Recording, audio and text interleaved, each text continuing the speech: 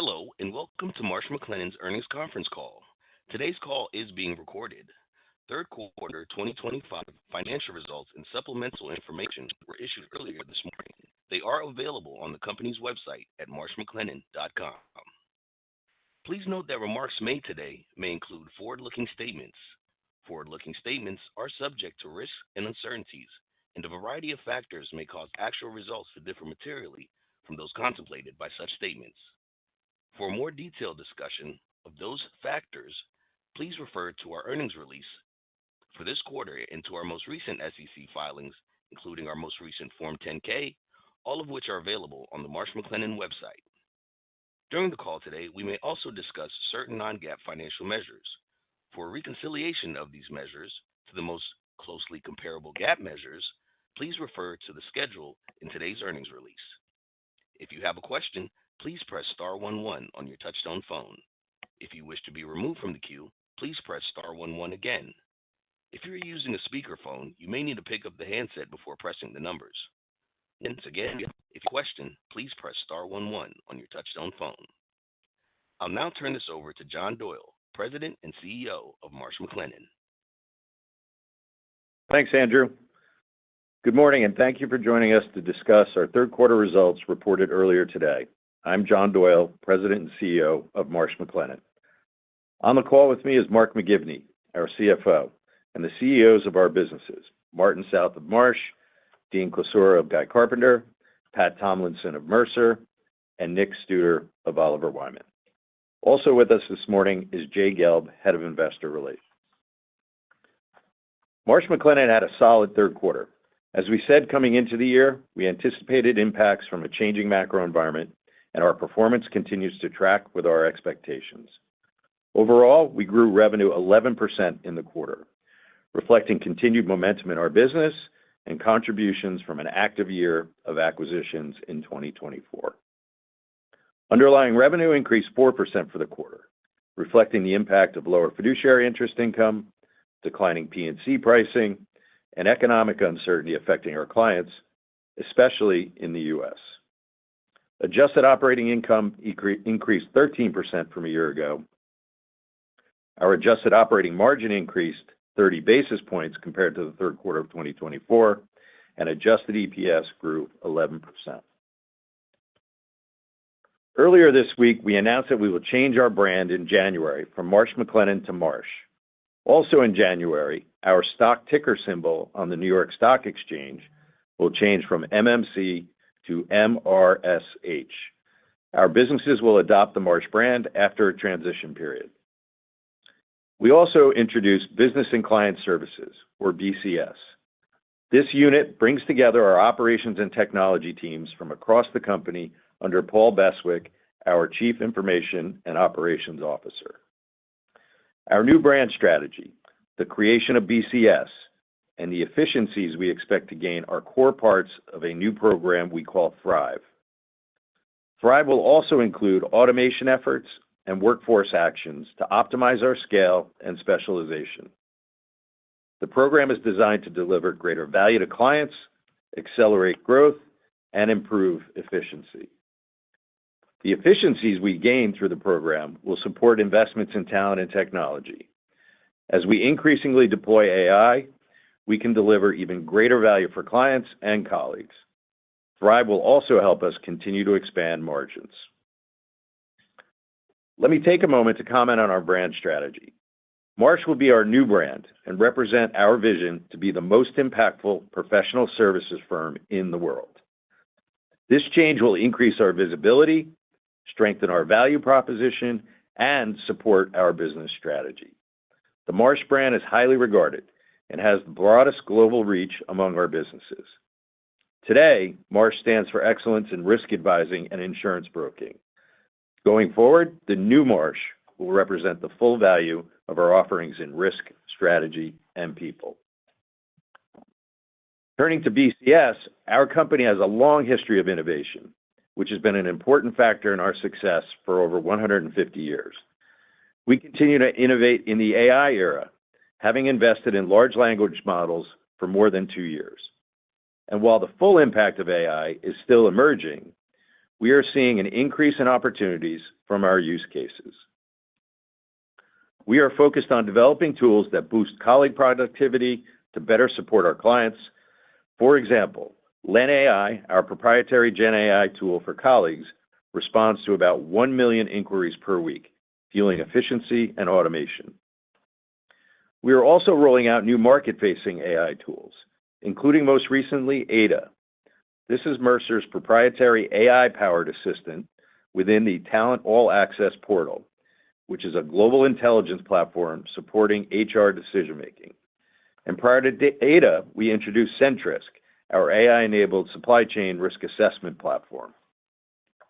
We have a vast data set as the global leader in risk strategy and people, and BCS will accelerate our efforts to extract valuable insights through AI and analytics.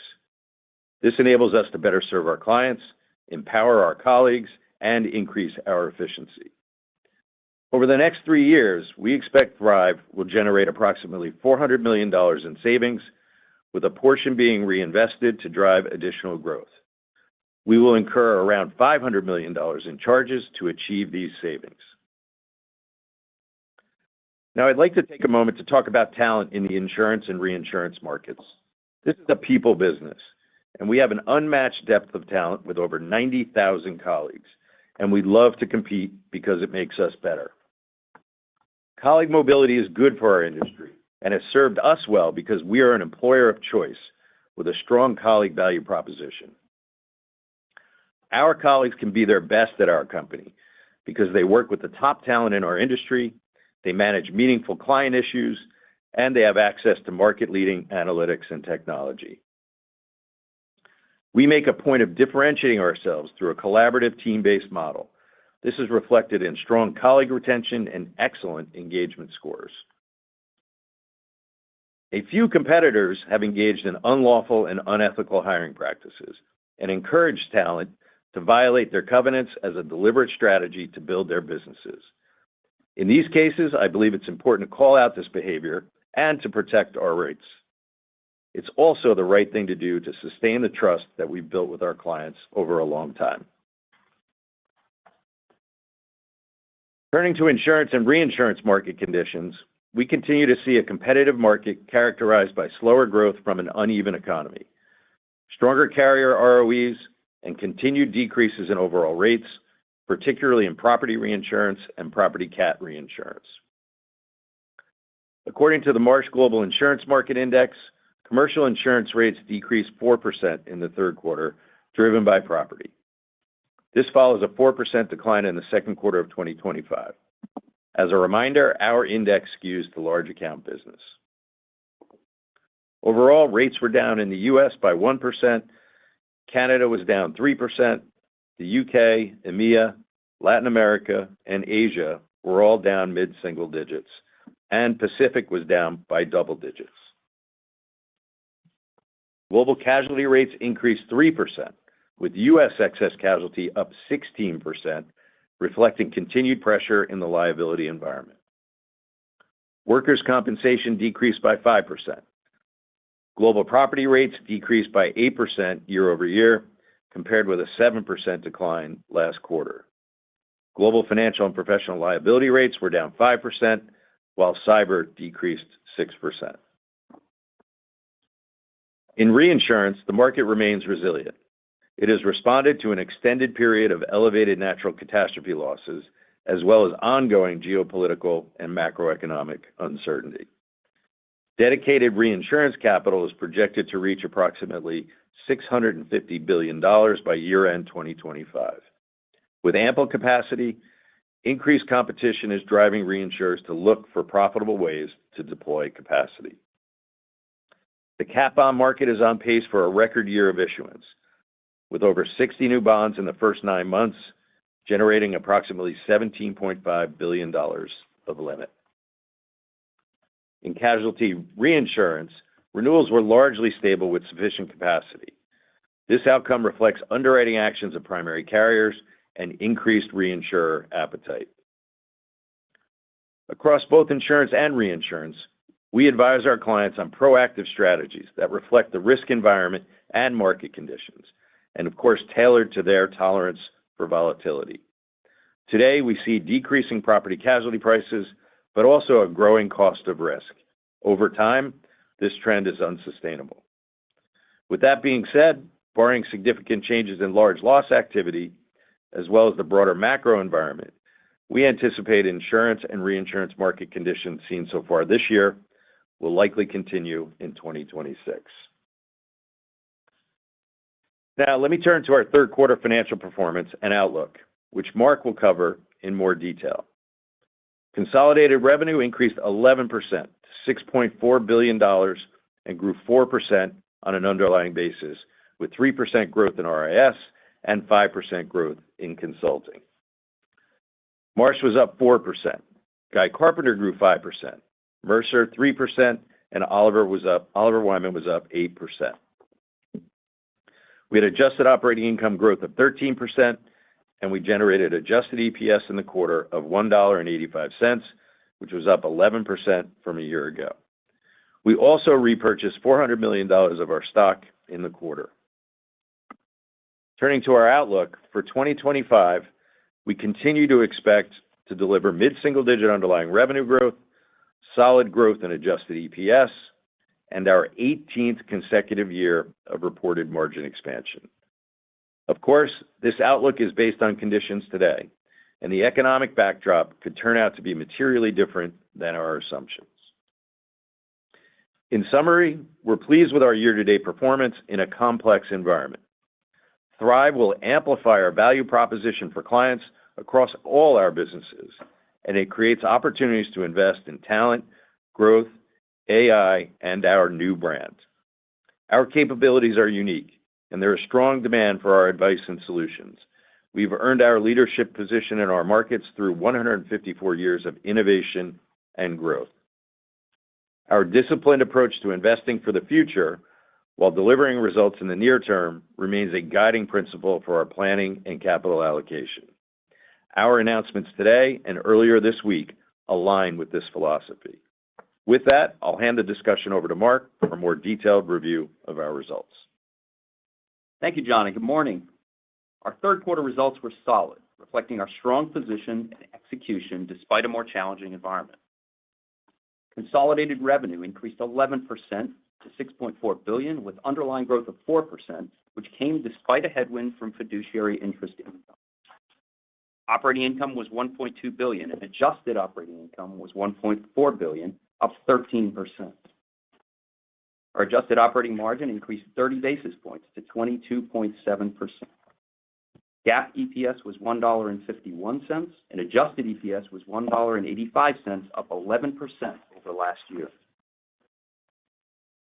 For the first 9 months of 2025, underlying revenue growth was 4%. Adjusted operating income grew 11% to $5.7 billion. Our adjusted operating margin increased 20 basis points, and adjusted EPS increased 9% to $7.63. Looking at risk and insurance services, third quarter revenue was $3.9 billion, up 13% from a year ago, or 3% on an underlying basis. Operating income in RIS was $750 million.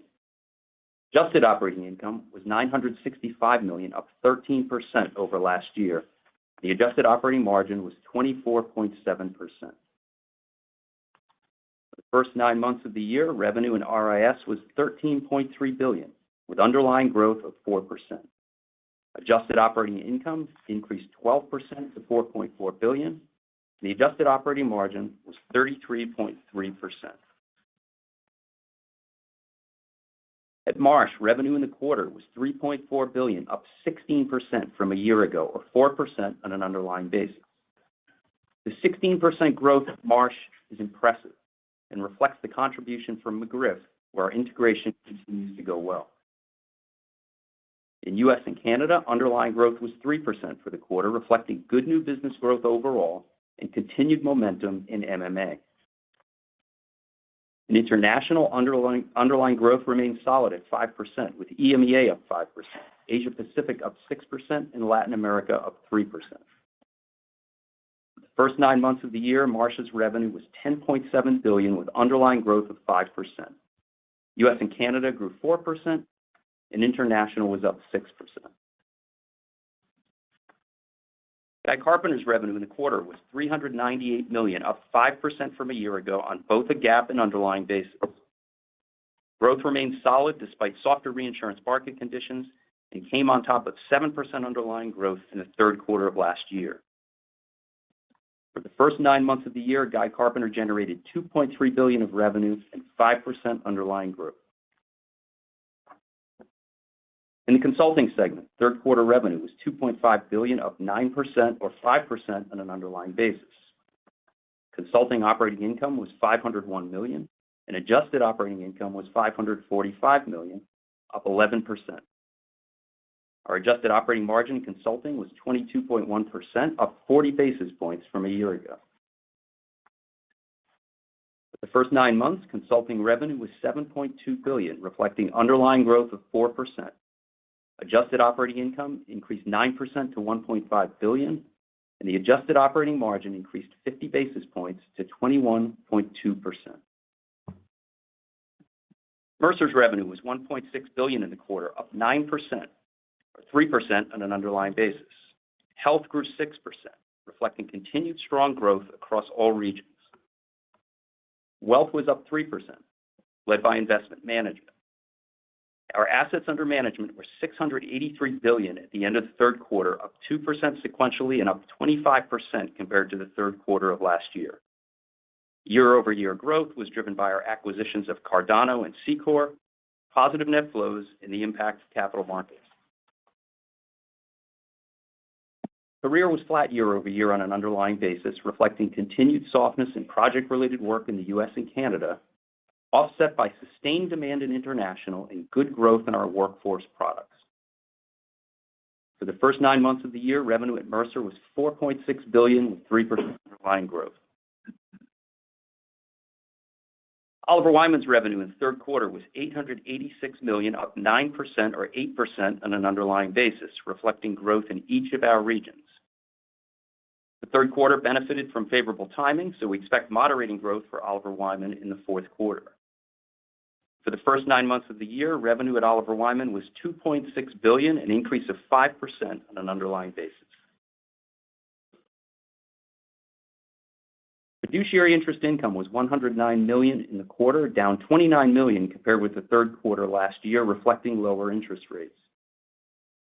Looking ahead to the fourth quarter, based on the current environment, we expect fiduciary interest income will be approximately $85 million. Foreign exchange had a de minimis impact on adjusted EPS in the third quarter. Based on current rates, we anticipate FX will be a 4-cent benefit to adjusted EPS in the fourth quarter. Turning to our Thrive program, as John mentioned, we are excited about this significant new step in the evolution of our firm, which should enable us to continue to deliver exceptional results while we invest for sustained growth. We began executing the program in the third quarter and expect to generate $400 million of total savings, a portion of which will be reinvested for growth. Although we will see a modest benefit in the fourth quarter, the vast majority of the savings will be realized over the next 3 years. We expect to incur approximately $500 million of charges to generate the savings. The majority of savings will result from efficiencies created by BCS, with a significant portion coming from further optimization of our global operating model. We have mature capability centers in locations around the world, and our plans over the next 3 years will accelerate this journey. Today, we have over 19,000 colleagues in cost-effective locations across BCS and our global functions. Through this program, we expect to further optimize our model by shifting more work to these locations. In addition, we're excited about the possibilities of AI-enabled enhancements in client service, insights, and efficiency as we look to take our AI journey from experimentation at scale to business impact. A substantial portion of the work in BCS will be driving savings through efficiency in process and automation, including through the use of AI. This will also be an area where we increase investment. These initiatives in BCS are closely linked. In order to capitalize on the full value of emerging technology, we need to concentrate more of our operations work in locations with scale. A critical enabling step in this journey is combining the distributed operations units across our businesses into a single team. We also anticipate significant savings by continuing to streamline our organization. We have a long track record of executing for efficiency and have consistently demonstrated our ability to drive near-term results while investing for sustained growth. The Thrive program will enable us to continue to invest while we drive earnings and margins higher. Total noteworthy items in the third quarter were $136 million and included charges related to McGriff, as well as restructuring costs associated with Thrive. Interest expense in the third quarter was $237 million, up from $154 million in the third quarter of 2024. Based on our current forecast, we expect interest expense will be approximately $235 million in the fourth quarter. Our adjusted effective tax rate in the third quarter was 24.8%. This compares with 26.8% in the third quarter last year. Excluding discrete items, our adjusted effective tax rate was approximately 25.5%. We continue to expect an adjusted effective tax rate of between 25% and 26% in 2025, excluding discrete items. Turning to capital management and our balance sheet, we ended the quarter with total debt of $19.6 billion. Our next scheduled debt maturity is in the first quarter of 2026, when $600 million of senior notes mature. Our cash position at the end of the third quarter was $2.5 billion. Uses of cash in the quarter totaled $1 billion and included $445 million for dividends, $200 million for acquisitions, and $400 million for share repurchases. For the first 9 months, uses of cash totaled $2.6 billion and included $1.3 billion for dividends, $366 million for acquisitions, and $1 billion for share repurchases. We continue to expect to deploy approximately $4.5 billion of capital in 2025 across dividends, acquisitions, and share repurchases. The ultimate level of share repurchase will depend on how our M&A pipeline develops. For the full year, we continue to expect mid-single-digit underlying revenue growth, margin expansion, and solid growth in adjusted EPS. Note that this outlook is based on conditions today, and the economic backdrop could be materially different than our assumptions. Overall, we are pleased with our third quarter and year-to-date results and are excited about the opportunity that our new brand and Thrive will bring. With that, I'm happy to turn it back to John. Thank you, Mark. Andrew, we're ready to begin Q&A. Certainly. We will now begin the question and answer session. If you have a question, please press star 11 on your touch-tone phone. If you wish to be removed from the queue, please press star 11 again. If you're using a speakerphone, you may need to pick up the handset before pressing the numbers. Once again, if you have a question, please press star 11 on your touch-tone phone. And in the interest of addressing questions from as many participants as possible, we ask that participants limit themselves to one question and one follow-up question. One moment, please. Our first question comes from the line of Greg Peters with Raymond James. Good morning, everyone. I'd like to, for the first question, focus on the comment during the call and in your branding press release about the lower growth environment. John, I know you mentioned that you expect mid-single-digit growth this year. Do you think, with the government shutdown, with the uncertainty, that we might be on this glide path to low to mid-single-digit as we look out over the next 24 or 36 months, especially in the face of a more challenging pricing environment from property casualty? Yeah, good morning, Greg, and thank you for the question. I wasn't trying to project, into 2026 or 2027. Of course, every year comes with its different opportunities, different challenges. But as we guided earlier this year, we knew there would be some pressures from the macro environment and P&C related pricing pressures. So we guided to mid-single-digit underlying revenue growth. I like how we're positioned. I am very excited about Thrive and what that can mean for our growth over time. And so, we're confident in our ability to execute across different economic cycles and different P&C cycles. We we have a playbook and again, a real track record of doing it. So, we'll see what next year brings, and, we'll guide to, our thoughts at that point. It feels like a pretty uneven economy to me. For sure, that's kind of what our data suggests. And so, but, we're not pessimistic about growth. We like how we're positioned. We've been reshaping the mix of business in the company over, a long period of time and focused on being a better growth company. You have a follow-up, Greg? Okay, makes sense. Yes, I do, of course. In one of the previous announcements from your company, I think the company announced its intention to start a wholesale business. Maybe you could spend a minute and talk about what you're thinking about that. Is it just for internal related opportunities, or do you think you might branch that off and do other, work with other retailers and other organizations as well? Were you talking about MMA or more broadly, or either? Yeah, MMA, the MMA okay. London wholesale. Yeah. Well, actually, let me address it kind of more broadly. Maybe I'll start with that and then get to MMA. We're not looking to build a third-party wholesale business here. We have exceptional specialty talent inside of this company, the market-leading specialty talent, and we don't want to be outsourcing an important part of our value proposition when it's not necessary. Some E&S markets require us to go through a wholesale broker to access them. So we'll build some of that capability. And where we need, access and in, very unique circumstances, we need capability, we'll use third-party wholesalers. We do that today, and they serve us and our clients well.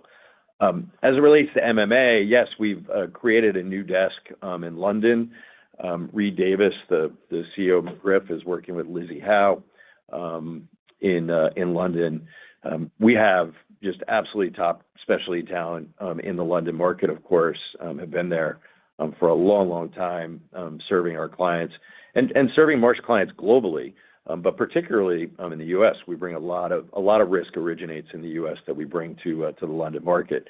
So, when we were coming together with the team at McGriff, we saw an opportunity to bring in some of that business from third-party wholesalers. And so, again, that's an important part of what Reed is focused on. So it's a revenue synergy for us at McGriff, and we're excited about those possibilities in 2026. So thank you, Greg. Andrew, next question. Our next question comes from the line of Mike Zaremski with BMO. Hey, great. Good morning. On the thanks for the details on the Thrive expense program. Just the math, $500 million of costs for $400 million of savings. That's I think that's a really good ratio versus many of your peers and maybe even you all historically. So is there maybe you can usually like there's more costs for the savings ratio. Any kind of things you can unpack on why you're going to get so much savings for that level of cost, and then also on historically how much have you reinvested into the business on the savings? I know you mentioned you're going to reinvest some as well. Yeah. Thanks, Mike, for the question and for taking note of the program details. But maybe I'll have Mark talk a little bit about the cost estimates and charge estimates at this point. Sure. Hi, Mike. So, Mike, as you pointed out, we've got a pretty good track record in terms of payback in these programs. And as I described, this is a lot of continuation of work that we've been doing. I talked about we've got a meaningful amount of low-cost location penetration today, and this is extending it. So, a lot of the costs are just associated with severance and just the costs associated with transitioning work and other things we're doing just to simplify the organization. So we've got a pretty high degree of confidence in the savings and charges, although over time these estimates might move a little bit. But yeah, we're gonna get good payback on the investment that we're making. And the majority will go to earnings. Yeah, and as I said earlier, there's some reinvestment, but as we've demonstrated before, we generate a lot of value out of these programs, and we expect the majority of the savings is gonna flow through to the bottom line. Okay, great. My quick follow-up is honing in on organic in the U.S., probably on the RIS side. John, in prepared remarks, you talked again about economic uncertainty, especially in the USA. You mentioned some unlawful and unethical business practices. You talked about pricing likely decelerating a bit. So I guess are you kind of telling us we should be kind of expecting at least the U.S. side of organic to be kind of running along the current trend line in the near term? Look, I guess, first, the talent headlines, over the summer were nearly 95,000 people, right? It's more than 90,000 people, $25 billion in revenue annualized for the company overall, not a material impact at all. As it relates to the U.S., we're seeing a bit of hesitancy from our larger clients, in the U.S. I'd like to think certainly as, some of the possible tail risk scenarios around trade and the economy begin to come in a little bit that, and I think you're beginning to see it a bit with, obviously the pickup in the M&A market, but, that things will clear up. But, there's still a lot, obviously out in the macro economy. There's still a lot to settle out from a trade perspective. But overall, I'm very pleased with our growth. I mean, we had 11% growth in the quarter. I think Marsh's GAAP growth was 16%, right? So, absolutely terrific. 4% growth at Marsh, 5% year to date. Again, given all the pricing pressures and other challenges in the economy, I feel good about that, and I know we're positioned well and we're executing well in the market. Thank you, Mike. Andrew, next question, please. Our next question comes from the line of Jimmy Bhullar with J.P. Morgan. Hey, good morning. So first, just had a question on maybe start with Oliver Wyman. I think everybody's been assuming that there would be a slowdown there given economic uncertainty and geopolitical issues, but the business continues to perform well. So maybe talk a little bit about the pipeline that you're seeing there, and do you feel that you could continue this level of growth despite the environment? Yeah, thanks, Jimmy. Again, given all the uncertainty, we're quite pleased with the growth at Oliver Wyman to date this year, and obviously we had a very, very strong quarter. Mark talked a bit about the timing, flattering the third quarter a bit, but we have an outstanding team at OW. It is a complex operating environment for our clients, and in many cases they're looking for our team at OW to help them navigate it. So Nick, maybe I'll ask you to talk a little bit what you see in the demand funnel and pipeline. Thank you, John. Thank you, Jimmy. Best quarterly growth in 6 quarters, but I would point out the comp was a 1. And as Mark said, we did benefit from some favorable timing on things like success fees. So I do think we expect moderating growth in the fourth quarter. But overall, we're pleased, and we think we're executing well in what is generally a slower market. As Mark indicated, we grew across all of our regions, fastest growth in Asia, but the Americas grew pretty well. And some of that is fueled by work on performance transformation, both top line and bottom line efficiency work, which tends to be, a little bit countercyclical. From a practice perspective, our consumer telecoms and technology practice, which we newly brought together at the beginning of the year, growing very, very strongly. Our insurance and asset management practice, alongside our actuarial practice, which I've talked about a lot on these calls, working really well together, continuing very high growth. They keep up at this rate, they're becoming a real juggernaut. And our transportation and advanced industrials practice, also well into double digits. On the capability side, customer innovation and growth, interestingly, it's we see work in restructuring, we see work in finance risk, we also see work in customer innovation and growth growing well. I think some of that really rests on the work we're doing in our Quotient platform around AI. I'm sure we'll talk about that maybe later on the call, but we're helping a lot of clients think through how to both enhance their capabilities and reduce costs driven by AI. And our sort of, how do you increase your AI quotient as a client is how we came up with our Quotient name, and that's how we go to market on AI, all of which is looking pretty good. And then just to the pipeline, sales continue at a decent rate. We go up and down every quarter, every month, but I'm pretty optimistic going through the rest of the year and into next year. Terrific, Nick. Thank you. Jimmy, do you have a follow-up?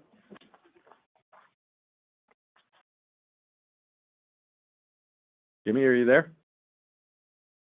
Maybe we lost Jimmy. Pardon me, Jimmy. Please check your mute button. Oh, there he is. I'm here.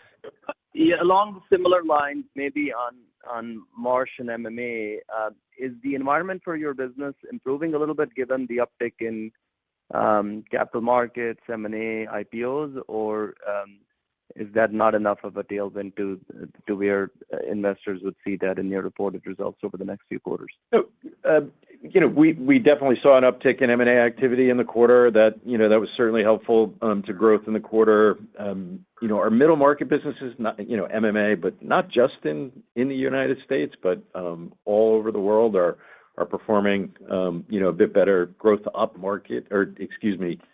Growth in the middle market is better than growth up market, and so we feel good about how we've deployed capital and have invested in our capabilities and our exposure to markets. But MMA had a good quarter of growth, and we expect that that'll continue. Thanks, Jimmy. Andrew, next question, please. Our next question comes from the line of David Motemaden with Evercore ISI. Hey, thanks. Good morning. Just had a question on the Thrive program and thinking through some of the $400 million of gross saves and how you're thinking about whatever portion of that you're going to reinvest. I guess I'm thinking, how are you thinking about what you will be reinvesting in? I think some of your peers have been a little bit more front-footed on adding talent. You mentioned, John, in your prepared remarks, some noise with your existing talent base. You guys have been prolific in the past on adding talent. We haven't heard much on that front, especially given the GRIF. But is that something where you guys think about adding talent heading into next year using some of the gross cost saves associated with the Thrive program? Yes. That's where the investment will come. The investment will also be in accelerating our AI journey as well. We've continued to invest in talent, both organically and inorganically. It doesn't necessarily generate the headlines that you see through the tactics that others use, but we've continued to invest in 2025.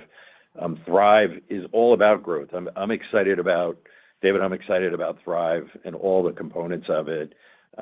It's, by the way, not a strategic shift for us, nor is it about organizational or structural changes. We're always looking to improve, and our vision to be that most impactful professional services firm in the world. All these changes that we announced this week support that.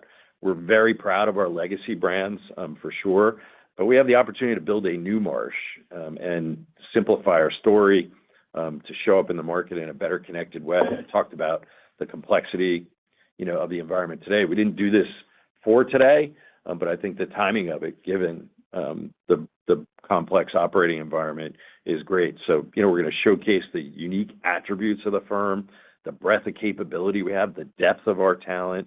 I talked about data. Part of what we're investing in is, we've got a new data leader across the firm. We've got some exciting new tools around data ingestion that will accelerate our already market-leading analytics. Adding all this to a culture, that is, as I said in my prepared remarks, team-based and client-first. I'm really excited about it. BCS,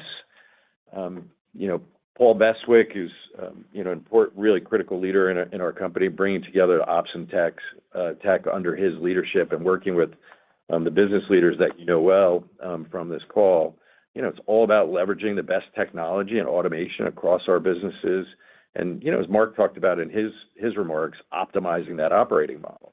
So, we see a lot of possibility there. It'll allow for more efficient CapEx across the company. And so So there's a lot for us to dig into, and we're excited about how that can accelerate our growth over time.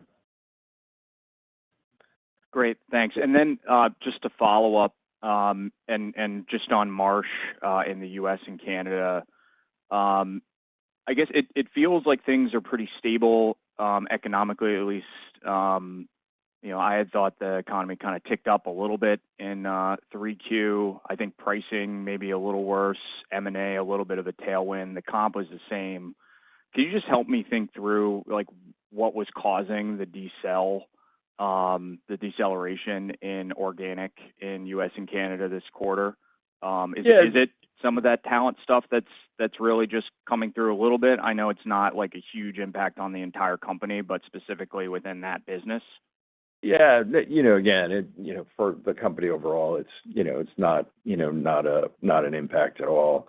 I think we had 4% growth at Marsh in the quarter. We have 5% year to date. Given the pricing pressure, it doesn't feel like an economy that is better than 90 days ago. It feels quite uneven, and we'll see obviously what happens. I think you saw a softening of labor markets in the quarter, and so it is quite uneven out there. And I think again up market, which is where we see more softness in growth. We have a client on average that's being a bit more defensive in this environment, and so that's okay. As I talked about as well, I was trying to highlight while pricing may be down and the economy may be slowing and interest rates may be declining, the cost of risk, whether it's the economy's exposure to extreme weather, the rapidly rising cost of liability in some markets, including here in the U.S., healthcare costs, those are big pressure points. Those are all increasing at a rate much higher than GDP. And, that's good for our business over time. May not be good for the overall U.S. economy, but that's a different story. But, the demand, for our services and helping clients navigate those issues, will be quite resilient. I'm very confident in that. Thank you, David. Andrew, next question. Our next question comes from the line of Rob Cox with Goldman Sachs. Hey, thanks. Good morning. Hey, I just wanted to ask about, the international versus the U.S. It seems like pricing is sort of decelerating in a lot of geographies, but I was curious if you're more sensitive to pricing in certain geographies versus others. Yeah, it's a good question. I'll ask Martin to comment on it a bit, Rob. There's no question it's a competitive market. In my prepared remarks, I talked about insurance ROEs being quite strong, and as a result, insurers are looking to grow, and they're looking to grow in an economy that's again uneven and perhaps softening in a few places.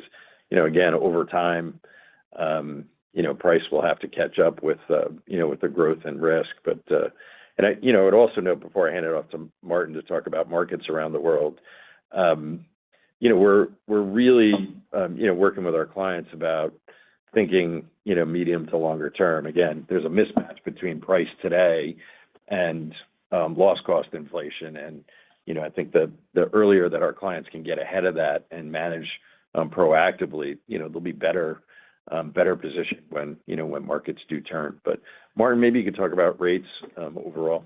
Sure. Around the world. Well, I'll just put it in the context of our international growth, which I was very pleased with during the quarter. It's 5% on top of 7% in 3Q24, and underlying growth year to date is 6%.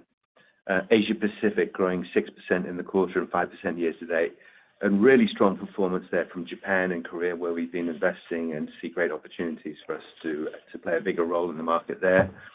EMEA grew 5% and 7% year to date, with really interesting country growth in the United Arab Emirates, Saudi, India, France, Spain, all growing in nearly double digits. Latin America grew 3% on top of 8% in 3Q24, slightly impacted by 18-month policies in 3Q24. But year-to-date, Latin America grew 5%.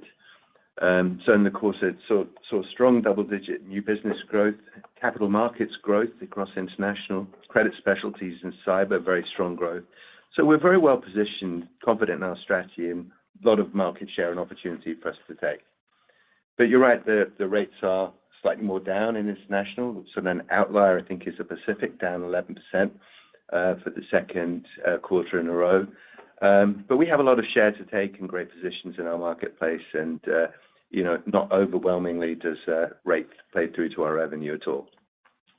Thanks, Martin. Rob, do you have a follow-up? Yes, and thanks for all the color there. I just wanted to follow up on the Thrive program. Clearly, there's a lot of growth ambitions underlying the Thrive program in addition to the savings. But I'm curious if you think this program, combined with the environment over the next couple of years, gives you guys an opportunity to expand margins at an above-average rate, or is this more like this helps in the context of potentially slowing organic to deliver similar levels of margin expansion as the past? I think the challenge in your question is what is the average margin expansion, right?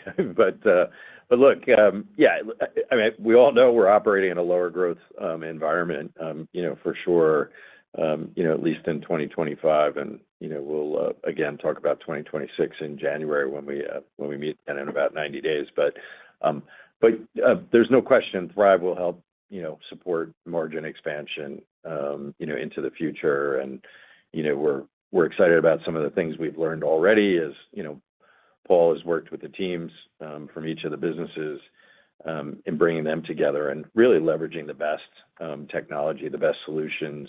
Mark talked about talent, moving talent to our capability centers that are lower cost. And again, as we continue to deploy AI in our workflow, I'm very excited about the possibilities around that. And we've got 18 consecutive years of margin expansion in when we round out this year. So, we've got a track record, through economic and, E&C cycles to continue to deliver. So again, Thrive will be an important element and an important part of our focus as a leadership team over the course of the next couple of years. So thank you, Rob. Andrew, next question. Our next question comes from the line of Brian Meredith with UBS. Yeah, thanks. John, a couple first here. First, I wonder if you could talk a little bit about the insurance brokerage M&A environment right now. Given we're kind of in the softening market, are you seeing bid-ask spreads continue to narrow? And then maybe on that as well, we're kind of almost a year into the McGriff. Do you still have appetite and willingness to do, call it, larger scale M&A at this point? Yeah, thanks, Brian. So, by the way, just a quick update on McGriff. Everything's moving, according to plan. Continue to be incredibly excited. I mean, it's just a passionate, talented group of people coming together within our MMA operation. And as I mentioned before, Reed Davis working with Dave and Matt Stadler on some really important opportunities for us as a company. So, very, very pleased about that. Do we have the appetite and ability to do a larger scale deal? Absolutely. I think it's more likely that we'll continue our string of pearls approach to the market. But again, we work hard at examining all possibilities, and it's not just about getting bigger, of course. It's about getting better and finding the right fits for us on a cultural basis. And so we remain very active in the market. We've done a bunch of small deals this year. It was a quiet quarter in the third quarter, but again, we're working on a number of different possibilities, and we'll continue to do that. In terms of the bid-ask spread, given the slower growth environment, I don't know, maybe the bid-ask spread might be widening. Brian, it's kind of what comes to mind, at least in a couple of conversations that we've had, and not just in insurance brokerage. I think in in the MGA market as well. I'm seeing some dynamics there emerge.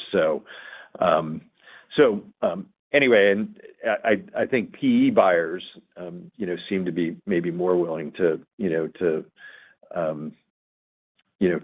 pay a higher multiple than some strategics. At least that's what I'm taking for the moment. So anyway, hope that's helpful, Brian. Yeah, follow up. Very, very helpful. Yeah, absolutely. Yeah.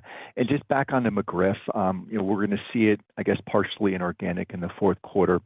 What does organic look like at McGriff right now? And, is it similar to what's going on in the Marsh US Canada business, or better or worse?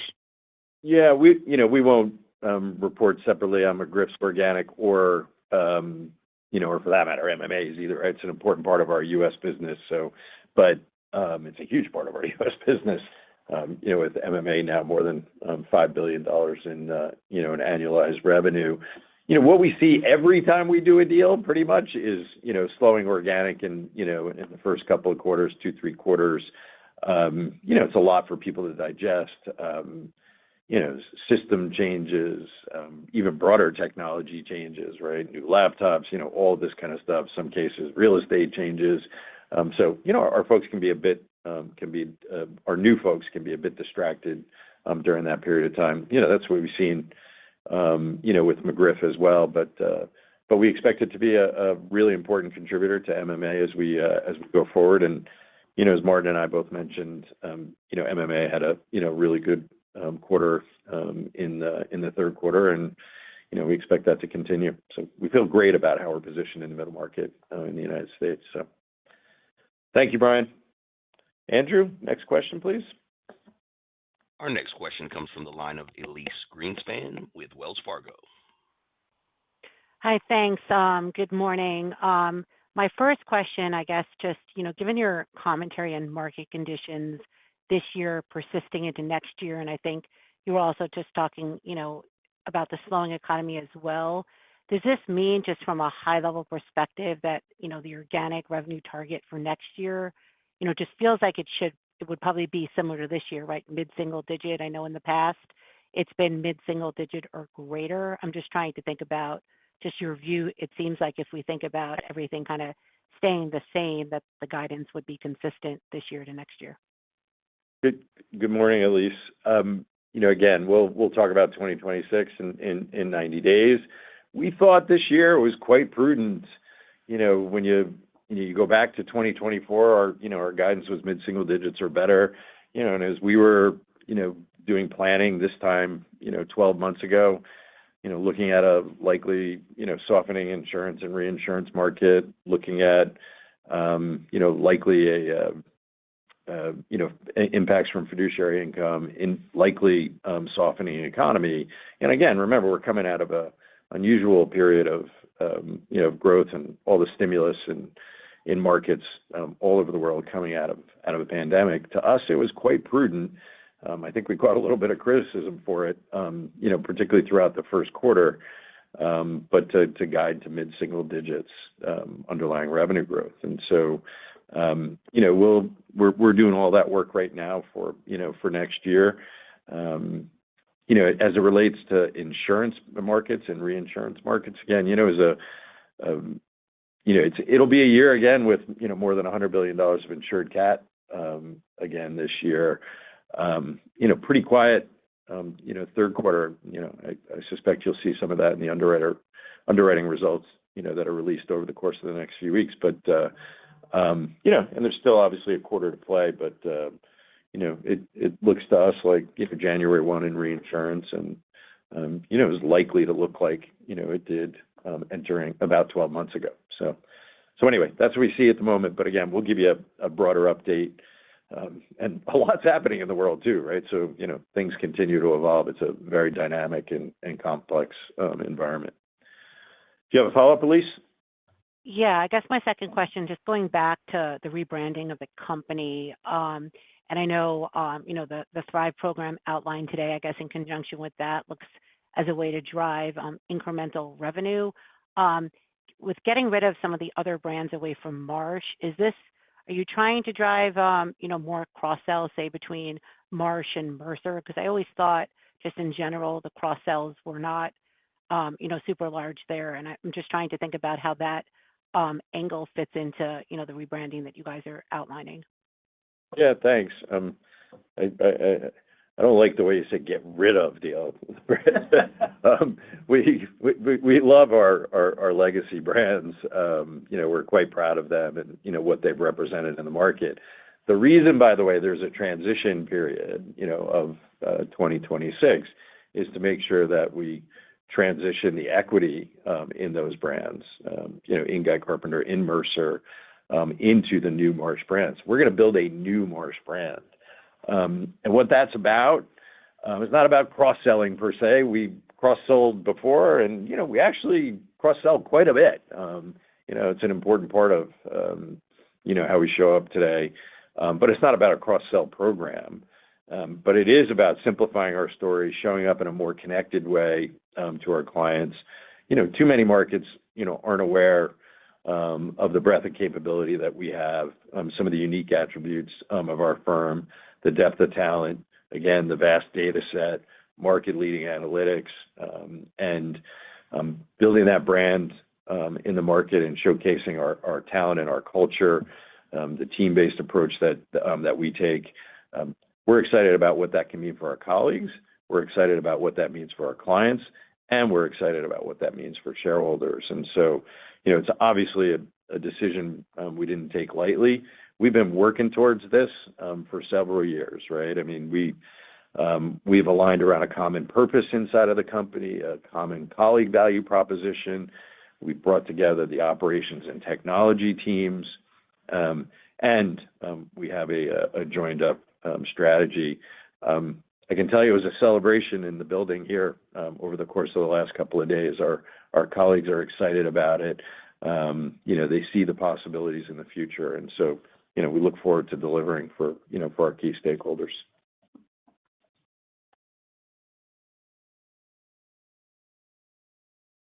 Andrew, next question, please. Our next question comes from the line of Alex Scott with Barclays. Hi, thanks for taking it. I wanted to come back to the Thrive program, and I guess the question I have is around how it affects your potential appetite for M&A and just how you're viewing, your ability to probably invest more than maybe some of the more fragmented areas of insurance brokerage, and whether this could allow you to accelerate consolidation over the next handful of years. No, Alex, I'm not sure I see it as a meaningful impact. I mean, we have had technology teams, operations teams in each of the businesses. Our M&A activity from time to time crosses businesses, particularly at Marsh and Mercer, but for the most part, or actually I should say Marsh and Guy Carpenter too, from time to time. But for the most part, they're within each one of the four businesses. So, as I said before, we continue to be very active in the market. We're more likely to continue to do, smaller to mid-sized deals that, make us better in markets that we're underpenetrated. We're looking for businesses that are well-led, have strong growth fundamentals, and are a good cultural fit for us. And we've been, really successful at building value in that way. So we're going to continue to get at it. Do you have a follow-up, Alex? Yeah, I do. I think earlier you mentioned middle market, you're seeing better growth. I mean, it sounds like the pricing in particular is probably holding up better there. I'm just interested in your views on, what you're seeing in the large market, maybe why it's not going down into the middle market or upper middle market. How you expect that to progress into 2026. Yeah, look, we're as I said earlier, very excited about how we're positioned in the middle market. We've got more exposure to that market segment globally. It can be a bit uneven country to country, but globally now, we have more exposure. We've learned a lot, from building out the MMA business over the last 15 years and how we can perform effectively in that market segment. And at a high level, we bring real scale benefits to, I don't want to oversimplify it, but in many cases, you've got a lot of relationship selling carrying the day. And while we're good at that, we can also bring, great analytics, great specialty capabilities, a global reach that, is unique in those markets. And so we continue to be excited about that. we bring all those things in the large account market as well. We're higher penetrated there. So it's about finding new ways to advise clients. And we didn't talk about AI a lot on the call, but Centrisk, a great example, right, where really helping clients think through supply chain risk and exposure to global trade negotiations, right? So an example of innovation that we bring to a market that we penetrated well. Thank you, Alex. I appreciate that. Andrew, I think it's time to wrap up. I want to thank everybody for joining us on the call this morning. In closing, I want to thank our colleagues for their hard work and dedication. I also want to thank our clients for their confidence and trust in our teams.